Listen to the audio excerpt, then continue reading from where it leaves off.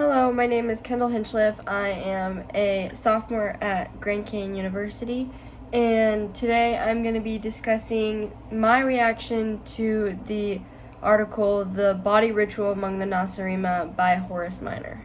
So in this article, he is talking about American culture and describing what it would be like to look into American culture as an outsider, and compares normal things that Americans do to rituals and other events that seem more extreme. So the main things that stuck out in the article that the Nasarima did that's compared to the American culture is the bathrooms, which are referred to as shrines in the article, the dentists, and the doctors and the hospitals. So the bathrooms are described as shrines in the article, and every house has a shrine, and it's a daily routine to go into the shrine, and they're made to fix the appearance of the Nasarima, which would be getting ready for the day or using the bathroom, washing your hands, washing your face, brushing your teeth, things like that. Things that take place in a bathroom would take place in these shrines in the article. And it says that they're very private and secret, which is true of the American culture. They also talk about a box or a chest on the wall, which would be considered a medicine cabinet, and that's where the Nasarima would keep all of their charms and potions, which in the American culture is the medications that people take to improve their health or their well-being. And then it talks about the doctors being the medicine men in the Nasarima tribe, and how they can prescribe you with these charms or potions, which would be the medication in the US, and how they're meant to help or benefit your health. And then it also describes that there are herbalists which can actually provide you with the required charm, which would be pharmacists in the US culture. The next thing that would be related to the American culture is the holy mouth men, which would be dentists, and the acts that they do. So it would be, in the American culture, cleaning your teeth or filling cavities, or pulling your teeth if they need to be pulled, things like that. And that's described in here as putting magical things into your mouth to purify it or fix something that may need fixed. The last thing that was a big part of the exaggerated Nasarima culture was the Letipso, which is a temple for the medicine men, also the hospital. And this is where you would go, and it's described you have to pay a rich fine, which if you go and visit the doctor's office in the American culture, you do have to pay to get treated, and then they can treat you there, give you the magical potions and such that you need to get better. And then finally, they have a listener, or a witch doctor, they describe it as, which would be a therapist, and they help remove the evil from your life. Now I will be describing my pattern I chose.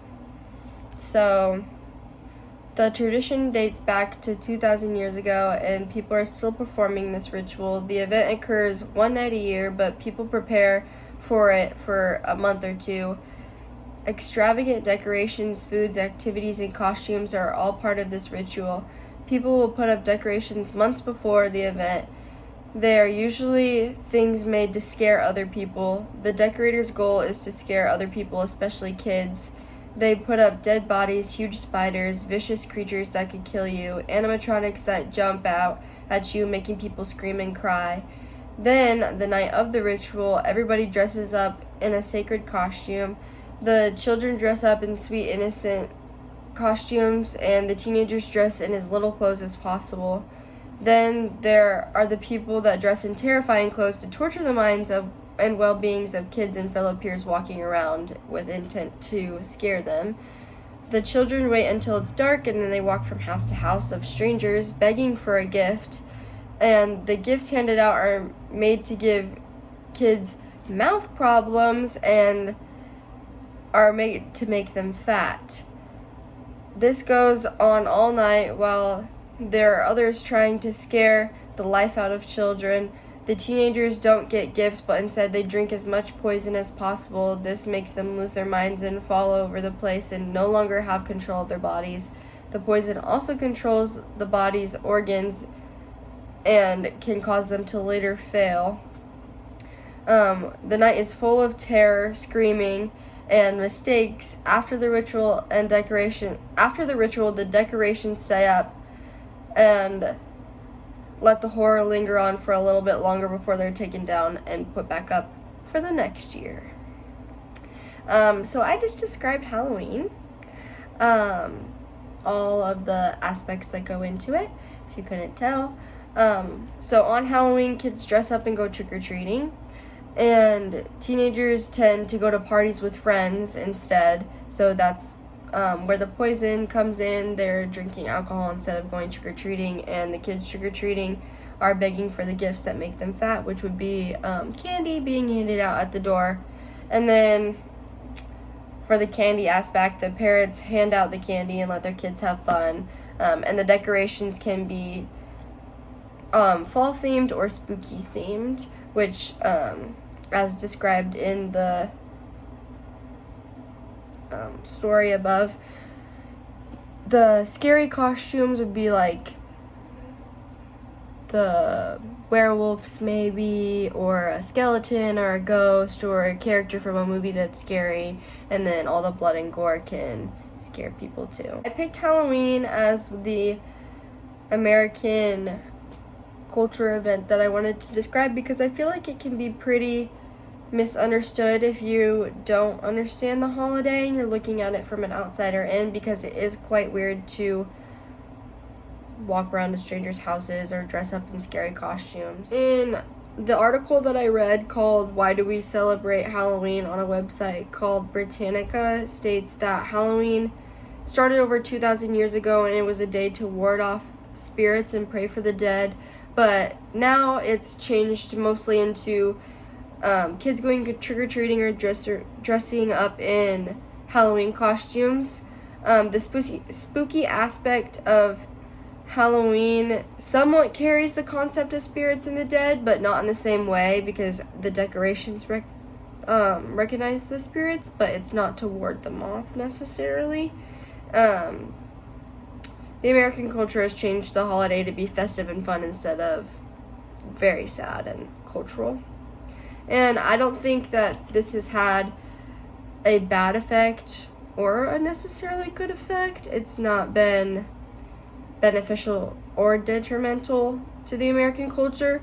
I think that the individuals that want to ward off spirits and pray for the dead still can, and the other Americans that are not interested in that aspect can do other activities. So I guess it would be more beneficial so more Americans can participate in the holiday, but it's not very much on either way.